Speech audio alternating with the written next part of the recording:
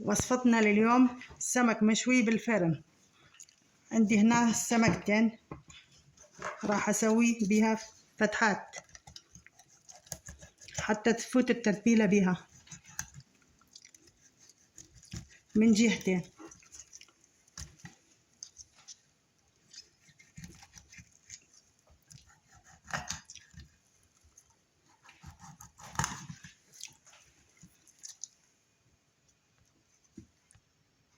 وايد حبايبي خلصنا من السمك، هسه نبدأ بالتتبيلة. عندي سماك نص معلقة كوب، عندي بودرة بصل معلقة كوب، عندي ملح معلقة كوب، عندي فصين مقطع بالإيد،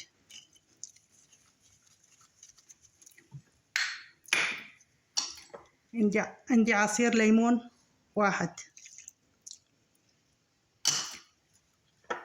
نص معلقة كوب فلفل أسود، عندي زيت 4 معالق كبار، عندي كاري نص معلقة كوب، عندي بودرة الثوم معلقة كوب، عندي ربة بندورة نص معلقة،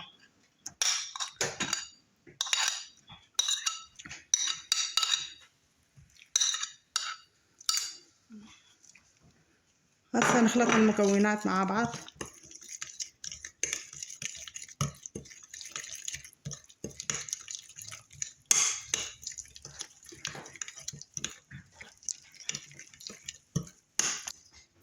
راح اضيف ربع كوب ماي.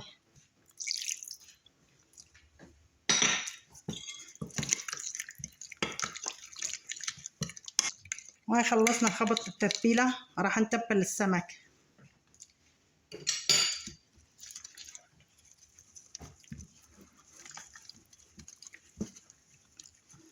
راح اتبلها من جوا ومن البرا من الجهتين.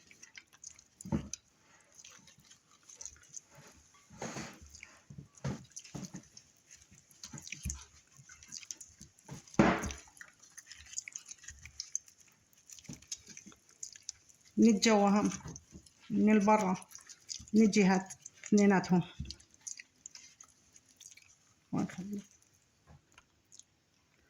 حبايبي عندي بصل مقطع شرايح، وعندي بطاطا راح اتبلها بتتبيلة مال سمك.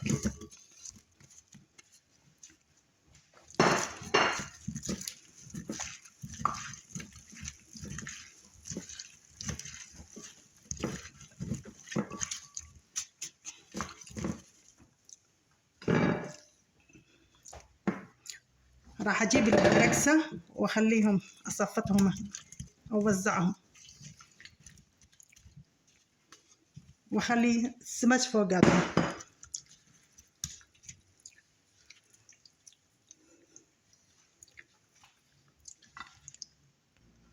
هاي حبايبي خلصنا التتبيلة، وخليهم هسه بالثلاجة ساعة حتى تفوت التتبيلة بيهم، وبعدين نخليهم بالفرن. هاي حبايبي طلعنا من الثلاجة بعد ساعة، هسه نخليها بالأوفن. راح اخلي الزبدة ورقة زبدة عليها وسيليفون، نخليها على درجة 350 ولمدة 45 دقيقة.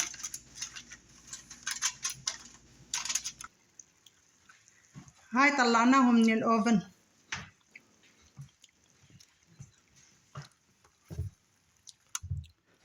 هاي النتيجة النهائية. إذا حبيتوها هاي الأكلة سوونا لايك وشير واشتراك بالقناة، وألف عافية.